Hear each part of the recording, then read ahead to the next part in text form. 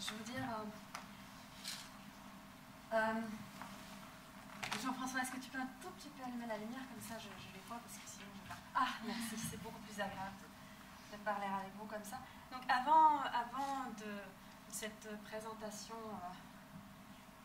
même pas de travail, mais d'axe de travail, je voudrais vous dire quelques mots sur ce que vous allez voir. Donc ce sont vraiment les premières lignes de la pièce de Silke Peltola, qui est une auteure finlandaise contemporaine, qui s'appelle « Du foxtrot dans la botte de mamie ». Alors ce que vous allez voir, ce n'est pas une partie du spectacle, puisque le spectacle n'existe pas, c'est pour ça qu'on est ici. Ce n'est pas non plus une partie du texte que vous donnerez à entendre dans une simple lecture. En fait, avec ce que vous allez voir, on aimerait vous présenter le chemin qu'on souhaite prendre pour travailler précisément ce texte-là, en décomposant les dialogues du texte dans des monologues. Alors, vous allez très rapidement comprendre pourquoi. Alors, si vous voulez bien juste, on va faire un petit extrait pour présenter. Donc, page 40, vous avez l'instituteur du petit arbre qui est habitant, qui est venu voir les parents de ce petit garçon. Nous avons la mère, Monika, nous avons le père, Reini, qui leur a annoncé que ça fait des semaines que le petit ne vient plus à l'école. Donc c'est un grand moment de remise en cause de soi en tant que parent. L'instituteur s'en va, les parents ont un dialogue qui suit. L'instituteur n'arrête pas de se plaindre. Et c'est un sportif, et les vacances sont longues, les journées sont courtes, et le travail à l'intérieur. Il faudrait pas que tu oublies d'acheter le cadeau de ta mère. Raino Lepocorpi. C'est après-demain déjà. Il fait pas son boulot, merde. Et en plus, si les autres ne peuvent pas venir. Et ce serait lui le grand sage ici. Merci. Voilà, donc voilà, vous comprenez. Alors cette pièce, comme même ce micro-extrait l'indique, parle de la solitude, elle parle de la peur de nos propres émotions, elle parle de la peur d'être en dialogue avec les autres, elle parle de l'incapacité de voir la détresse dans l'autre personne, et si jamais on en capte ne serait-ce qu'un petit bout, de l'incapacité à y remédier.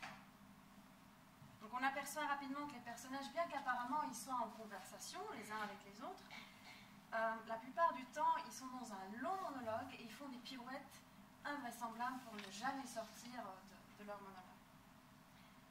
Voilà, c'est avec cela qu'on a voulu travailler. Donc on va commencer par le début de la pièce. Et donc vous allez d'abord entendre le début de la pièce à travers le fil de la pensée de la mère.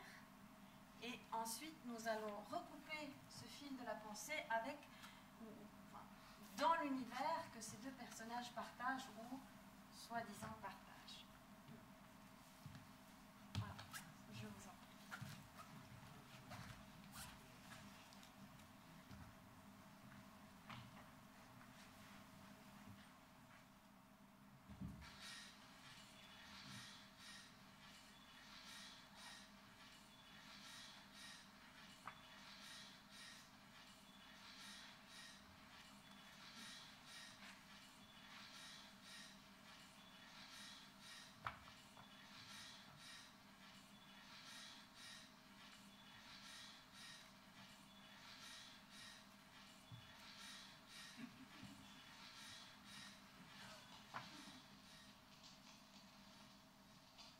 Dimanche, c'est les 80 ans de mamie.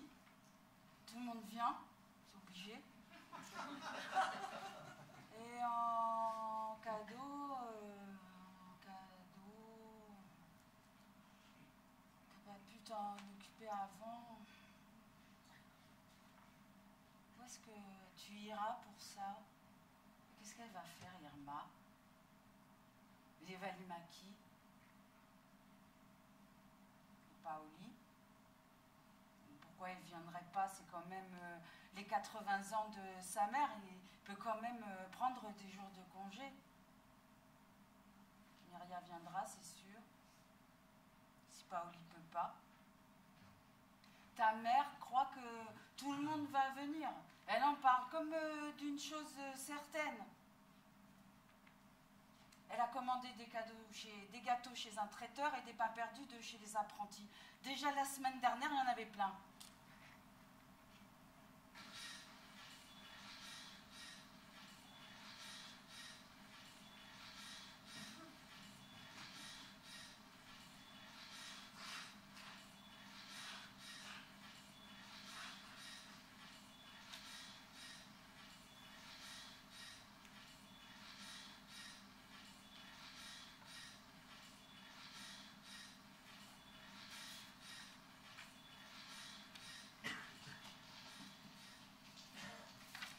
Dimanche, c'est les 80 ans de mamie, hein, tout le monde vient.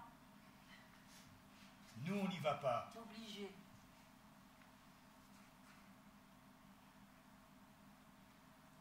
Ce matin, au centre commercial, on pouvait déguster de la panette graines bio aux céréales complets. J'ai fait la queue pendant un quart d'heure avec les mères au foyer, les drogués d'hiver, les retraités et les gamins qui faisaient l'école buissonnière. L'hôtesse distribuait gracieusement des bouchées de la taille de l'ongle du pouce. L'ambiance était aussi solennelle qu'à l'Eucharistie. Moi-même, j'ai fait la révérence pour la remercier, et ça m'a tellement surpris que le tas de fibres fonctionnelles s'est fermement accroché dans mon œsophage. Après des quintes de toux interminables et embarrassantes, j'ai eu un hoquet énergique et bruyant. Les mémés me clouaient du regard comme un ivrogne. Je ne pense pas que j'aurais amélioré significativement ma situation, même si je leur avais brièvement résumé les fluctuations conjoncturelles que subissent de nos jours les enseignes spécialisées dans les voitures de l'Europe de l'Est et les conséquences de cette conjoncture sur les licenciements des employés. Je suis parti tout simplement à 10 h, jeudi matin, 1 € dans la poche arrière. Avec l'euro, j'ai pu acheter une sucette pour Tarmo à la station-service, où je suis resté 1 heure moins un quart.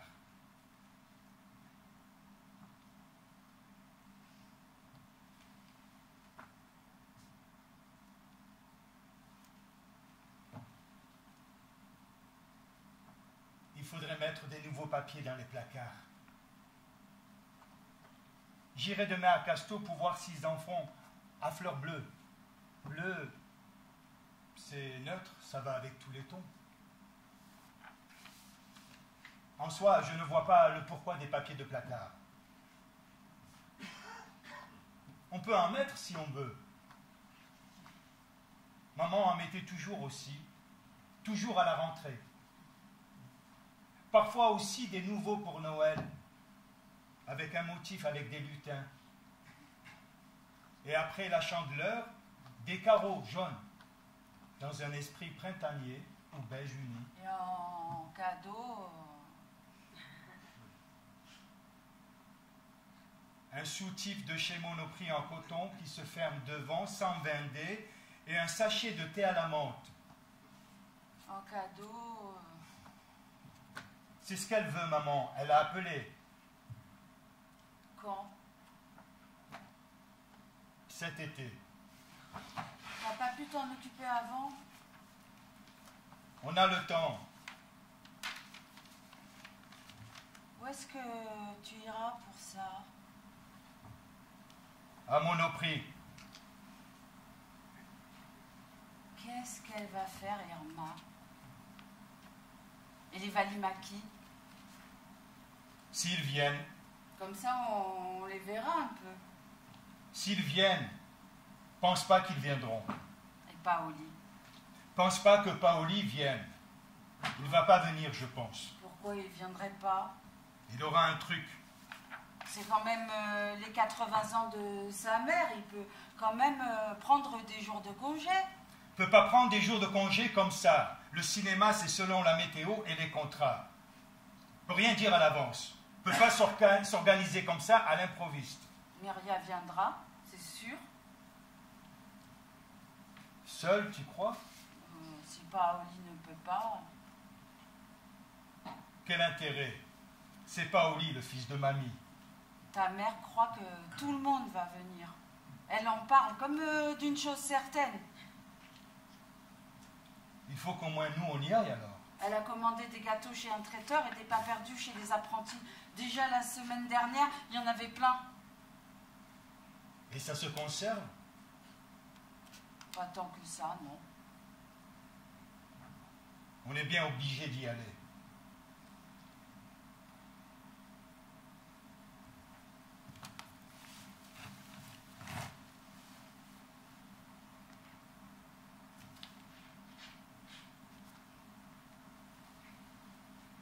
C'était comment ta journée? J'ai apporté une sucette à Tarmo. Pokémon ou Double Bubble? Double Bubble avec un sifflet à tirer. Ah, ça a dû lui plaire. Ça l'a occupé un moment. C'est sympa. Oui. La dame de la garderie s'est plainte. Mais il ne va plus chez la dame, il a 8 ans. Tarmo va à l'école. Oui, mais les après-midi, il y va. T'as pas remarqué? Il fait ses devoirs à la garderie. Tu parlais de la dame. De la dame de la garderie. De la dame de la garderie? Il y a eu une garderie après l'école. Bah, c'est ça, Tarmo y va. Ils font leurs devoirs à la garderie. Et il embête les petits. Des histoires de zizi. Comment ça? C'est ça qu'elle a dit la dame. Il embête les petits avec le zizi. Alors quoi? Qui ont? Ça doit être la dame elle-même qui est embêtée. Elle n'a peut-être jamais vu de zizi. Ou un truc tout petit, sous une couette, dans ses rêves. C'est toutes des saintes nitouches ou des vieilles filles. C'est pour les taquiner que notre gars, il fait des blagues. Les mémères ne savent plus où se mettre. Tarmo! Tarmo! Tarmo! Merci, voilà, c'est là où ça devient un peu compliqué parce que comme vous savez, enfin peut-être pas, mais il y a une contrainte. C'est-à-dire qu'on n'a pas le droit d'être plus de 3. Et là, 1, 2, 3. D'autres équipes ont choisi de régler le problème un peu différemment. Je peux avoir encore un peu plus de lumière, s'il te plaît, Jean-François?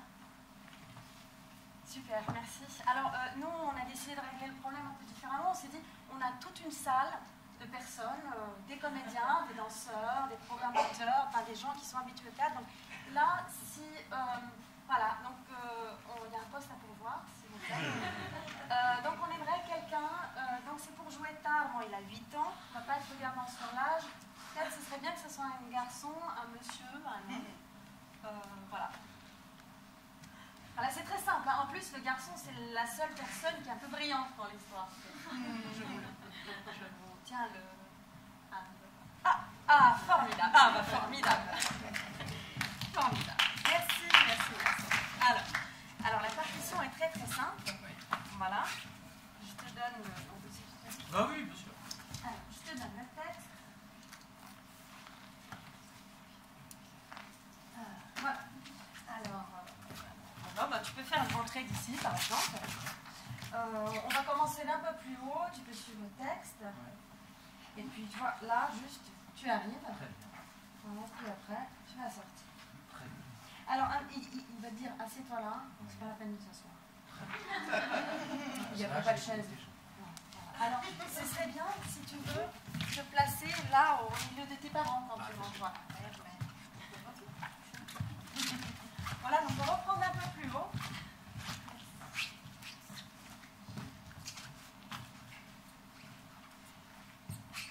La dame de la garderie s'est plainte. Mais il ne va plus chez la dame. Il a 8 ans. Tarmo va à l'école. Oui, mais les après-midi, il y va. T'as pas remarqué? Tu parlais Il de fait la ses dame. devoirs à la garderie. Ben, la dame de la garderie. Tu parlais de la dame. De la dame de la garderie. De la dame de la garderie? Il y a une garderie après l'école. C'est ça, Tarmo, ils font leurs devoirs à la garderie. Il embête les petits, des histoires de zizi. Comment ça? C'est ça qu'elle a dit, la dame. Il embête les petits avec le zizi. Avec des histoires de zizi. Alors quoi? Alors, on trouve pas ça bien? Qui ont? Ben, la dame. Ça doit être la dame elle-même qui est embêtée. Elle n'a peut-être jamais vu de zizi. Oh, Ou un truc tout petit, sous une couette, dans ses rêves. C'est toutes des saintes nitouches ou des vieilles filles. C'est pour les taquiner que notre gars, il fait des blagues. Mais mes mères ne savent plus où se mettre. Tarmo! elle voulait pas qu'on lui dise. Elle voulait pas qu'il sache qu'elle en a parlé. Qui? Ben, la dame. Tarmo! Elle veut pas perdre la confiance des garçons. C'est déjà perdu. Tarmo!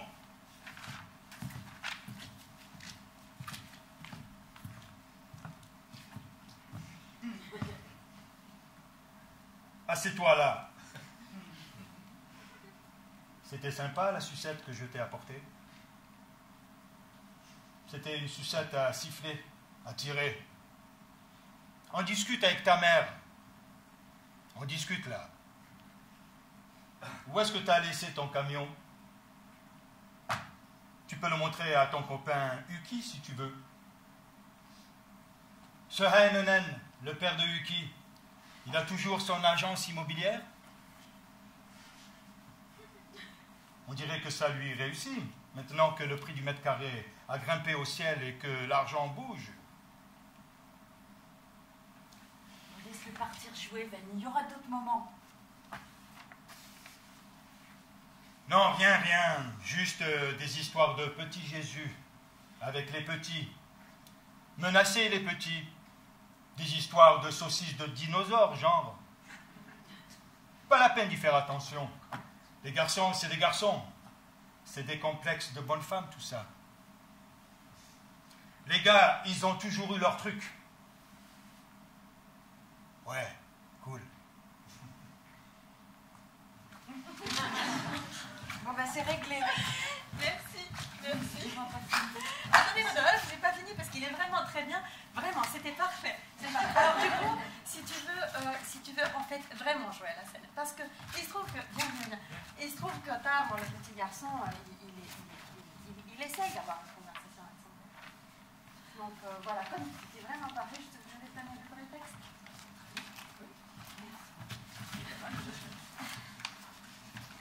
Voilà, donc il essaye d'avoir une conversation, ça va être tout aussi efficace que tout à l'heure. Voilà, c'est pas bien pensé. Bon, Tu fais pareil. ok. Voilà, tu t'assieds toujours pas. D'accord. Vous savez où est-ce qu'on est? Je suis à côté. Ça va aller vite. Ok. Oui, donc ça fait ça. Ça va aller. Ok.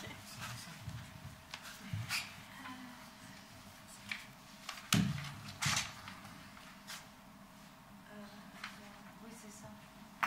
Ça, non. Voilà. C'est ça, voilà. Donc, la scène 5, deuxième.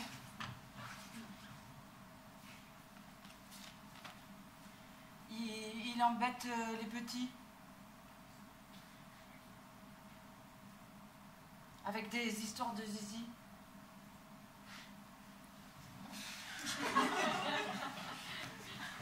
Comment ça? Il embête les petits avec le zizi? Non, avec des histoires de zizi. Alors quoi? On trouve pas ça bien? Qui ont? La dame. Ça doit être la dame elle-même qui est embêtée. Elle n'a peut-être jamais vu de zizi. Oh, Un truc tout petit, sous une couette, dans ses rêves. C'est toutes des saintes nitouches ou des vieilles filles. C'est pour les taquiner que notre gars, il fait des blagues. Mais mes mères ne savent plus où se mettre. Carmo! Elle voulait pas qu'on lui dise. Elle voulait pas qu'il sache qu'elle en a parlé. Qui? La dame! Tarmon! Elle a peur de perdre la confiance des garçons. C'est déjà perdu. Tarmon! Yuki m'attend. C'est le fils de Heinonen? Oui. Assieds-toi là. Mais non, c'est qu'il attend. C'était sympa la sucette que je t'ai apportée. Quoi? Ah, aujourd'hui, oui. Je l'ai fini déjà. C'était une sucette à siffler, à tirer. Oui. Je peux m'en aller? On discute là. On a discuté avec ta mère. C'était sympa, la sucette. Je peux m'en aller? On discute là. Là-bas, on joue au foot, derrière la maison. Où est-ce que tu as laissé ton camion? C'est un jouet d'intérieur. Tu peux le montrer à Yuki si tu veux. C'est un jouet d'intérieur. Le sable entre dans les roues. Ce Heinonen, le père de Yuki, il a toujours son agence immobilière? Il a quelque chose? On dirait que ça lui réussit. C'est pas. Maintenant que le prix du mètre carré a grimpé au ciel et que l'argent bouge. Peut-être, ça se peut. Je m'en vais. Laisse-le partir jouer, Vaini, il y aura d'autres moments. Non, non, rien. Juste des histoires de petit Jésus. Avec les petits. Peut-être, je ne pense pas. Personne n'a parlé de Jésus dans la classe. Pas d'histoire de Jésus. Non, mais menacer les petits, des histoires de saucisses de dinosaures, quoi. Genre. Quoi? Non, pas la peine d'y faire attention. Les garçons, c'est des garçons. C'est des complexes de bonne femme, tout ça. Les gars, ils ont toujours eu leur truc. Je peux m'en aller? Yuki m'attend. Ouais, cool. C'est réglé.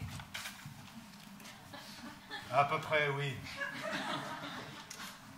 Nos parents ne savaient pas faire. C'est pour ça qu'on a tout ça. Les complexes, les difficultés. Je doute quand même qu'il ait tout compris. Enfin, vraiment tout, je veux dire. Bien sûr qu'il a compris. Bien sûr comme une bête.